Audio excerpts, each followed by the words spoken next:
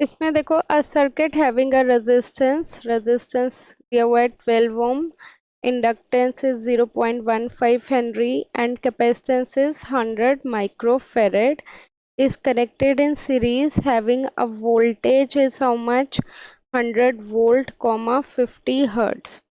Calculate the impedance. You need to calculate impedance Z. Z is how much, V by I. V नहीं पता, I नहीं पता, Z. Another formula is root of R का square plus XL minus XC का whole square. तो this is Henry, तो ये L दिया हुआ है, दिस इज माइक्रोफेरेड, तो ये सी दिया हुआ है. We can get X L is equal to 2 pi F L and X C is equal to 1/2 pi F C. आ जाएगा. You can substitute the value, then you will get Z. Next you need to calculate current. Current is V by Z, तो V पता है, Z पता है, आ जाएगा. Next is voltage across R means V R, voltage across L means we L, voltage across C means V C. I just for told you कि V R का formula is I into R, V L का formula is I into X L, V C का formula is I into X C. तो V R is equal to I into R, I पता है, R पता है. V L is equal to I into X L, I भी पता है और एक्सएल तुमने निकाल लिया था. V C is equal to I into X C, I भी पता है, एक्स सी भी पता है. Power factor is cos phi, and cos phi is equal to R by Z. R भी पता है, जेड भी पता हो. बताओ. नहीं, पावर फैक्टर कॉस फाई ही होता है, टैन फाई नहीं होता, तो इसमें पावर फैक्टर तुम्हें कॉस फाई ही लगाना है. देखो, इस क्वेश्चन को हम कैसे करेंगे. इसमें हमारे पास तीन लोड है, तो तीन पावर ट्राइंगल बनेंगे और एक बनेगा तुम्हारा कंबाइंड वाला. तो एक्टिव पावर पहले के केस में 20 किलोवाट है, कॉस फाइव 1 है, तो रिएक्टिव पावर भी कितनी आ जाएगी, रिएक्टिव पावर 0 आ जाएगी. सेकंड केस में ये 100 किलोवाट है. Now you need to calculate Q2. ये Q1 हो जाएगा, ये Q2 हो जाएगा. सिमिलरली Q3 निकालना है. ठीक है. और ये निकाल के Q2 कैसे आएगा, Q2 देखो कैसे आएगा. कॉस फाई का क्या फॉर्मूला होता है, P डिवाइडेड बाय S. तो पहले क्या आएगा, P दिया हुआ है, S आ जाएगा, और S से तुम्हारे पास क्या आ जाएगा, Q आ जाएगा. अगर वहां से नहीं करना तो तुम्हारे पास कॉस फाई दिया हुआ है, तो फाई निकाल लो, tan फाई निकाल लो, tan फाई से तुम्हारे पास डायरेक्ट Q आ जाएगा. तो तुम्हें S नहीं चाहिए सॉल्यूशन के लिए, तुम्हें क्या चाहिए, Q चाहिए. ठीक है. फिर तुम्हारी वाली बात आ जाती है कि मैम पूछा तो नहीं हुआ, बट मैंने तुम्हें बोला था जब भी हमें अपरेंट पावर निकालनी है तो हमेशा हमें टोटल एक्टिव पावर निकालना है, P1 plus P2 plus P3, और टोटल रिएक्टिव पावर निकालना है, Q1 plus Q2 plus Q3. और ये क्या बन गया, हाँ QT, ये बन गया PT, और यहाँ से बनेगा तुम्हारा एक्टिव पावर प्लस QT का रिएक्टिव पावर. ठीक है. ये आएगा एस. एस को कभी मत करना. 95%, अब मैं कह रही हूँ, तुम्हें देख के तो और लग रहा है मुझे, 95% बच्चे यही करते हैं जो तुमने करा है कि S1 S2 S3 निकाले और उनको ऐड कर दिया. S1 S2 S3 कभी भी ऐसे ऐड नहीं होंगे, ये लिख के काट दो. हमेशा active power reactive power add होंगे, वहां से टोटल पावर निकलेगा, फिर वहां से एस निकलेगा. और इन्होंने इस क्वेश्चन में क्या पूछ रखा है, कॉस फाई. क्वेश्चन पढ़ो. क्या पूछ रखा है, power factor, total power factor. तो कॉस फाई का फॉर्मूला क्या होता है, P बाई एस. तो P कितना है, टोटल एक्टिव पावर, और ये कितना हो जाएगा, टोटल एपरेंट पावर. ये आएगा तुम्हारा. 4 मार्क्स का क्वेश्चन है. इस क्वेश्चन में बोला हुआ है 3 सिमिलर कॉइल 8 और 8, तो R की वैल्यू 8 है और XL की वैल्यू भी 8 है. बाकी सब तुम कर लोगे है ना, active power reactive power apparent power तुम निकाल लोगे. तुम यहाँ पे अटक गए कि तुम्हें क्या निकालना है, individual watt meter reading if the power is measured by 2 watt meter method. Means you need to calculate W1 value and you need to calculate W2 value. ठीक है.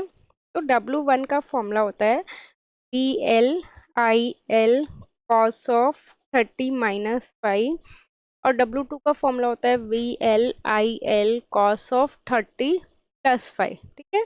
एंड लास्ट टाइम मैंने बताया था ना कि कंफ्यूजन है कि क्या आएगा, W1 आएगा या W2 आएगा. क्या था वो, क्या था वो एग्जैक्टली देखो तुम्हारे जो हैंडबुक में दिया हुआ है वो उसके अकॉर्डिंग मत चलना। वैसे जो फॉर्मूला होता है cos of tan inverse √3 W1 minus W2, right, divided by W1 plus W2, ये था।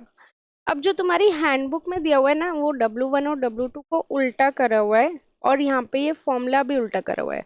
मतलब W1 को उन्होंने 30+5 लिखा हुआ है और W2 को 30-5 लिखा हुआ है। But 90% of the times books में या नेट पे तुम्हें यही मिलेगा, तुम्हारी हैंडबुक में इन्होंने उल्टा दिया हुआ है। बट वो भी ठीक है अपनी जगह, और ये वाला फॉर्मूला भी ठीक है, कोई भी फॉर्मूला तुम अप्लाई कर सकते। पावर फैक्टर है, लाइन करंट निकालना है तो IL करंट हम cos 5 तुम्हें पर पावर कैसे एक्टिव बस। नेक्स्ट तुम्हें निकालना है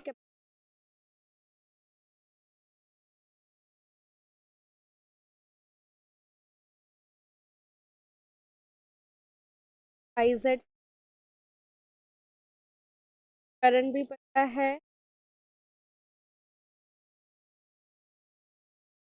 करंट तुम आएगा जो मैग्नीट्यूड एंगल भी बाद Z, Z का एंगल कितना होगा, फाई आ जाएगा यहाँ।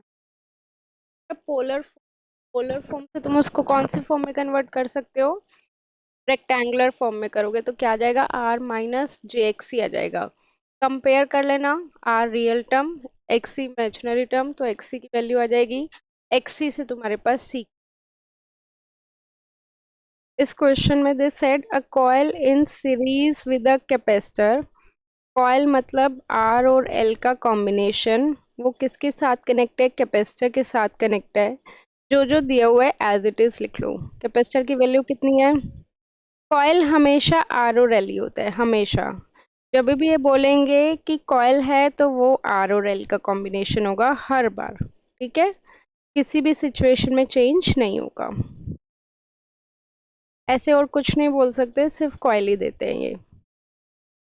200 वोल्ट मतलब वोल्टेज सप्लाई 200 वोल्ट है, फ्रीक्वेंसी कितनी है 50 हर्ट्स है, voltage across capacitor is 80 volt, तो VC की वैल्यू कितनी है 80 वोल्ट।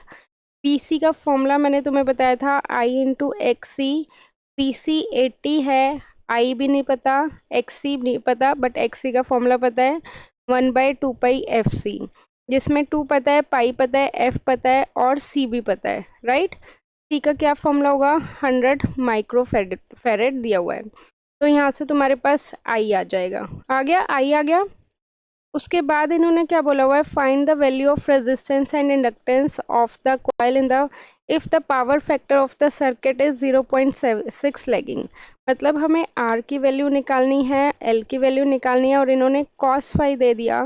cos फाई कितना दे दिया 0.6। cos फाई का क्या फॉर्मूला होता है, R/Z, राइट, R/Z फॉर्मूला होता है। तो ना तो हमें R पता ना Z पता, कोई बात नहीं, हमारे पास V is equal to IZ एक और फॉर्मूला होता है, जिसमें हमें V पता है 200, करंट पता है करंट यहाँ से आ गया था, तो हमारे पास Z आ जाएगा। V गिवन है, करंट यहाँ से आ गया, VC इक्वल टू IXC वाले फॉर्मूले से Z आ जाएगा। Z की वैल्यू अगर मैं यहाँ पे पुट कर दूं तो R आ जाएगा। तो z का क्या फॉर्मूला होता है, √R² plus XL minus XC का होल स्क्वायर। अब हमारे पास z भी है, यहाँ से जो आया था, R भी है जो यहाँ से आया है, XC भी है, XL आ जाएगा, XL आ गया तो L आ गया। उसके बाद एक्टिव, रिएक्टिव और रेपरेंट, ये तो वैसे ही आ जाएगा। VI cos phi active power, V पता है, I पता है, cos फाई पता है, VI sin फाई और VI। बताओ क्या मुश्किल थी इसमें।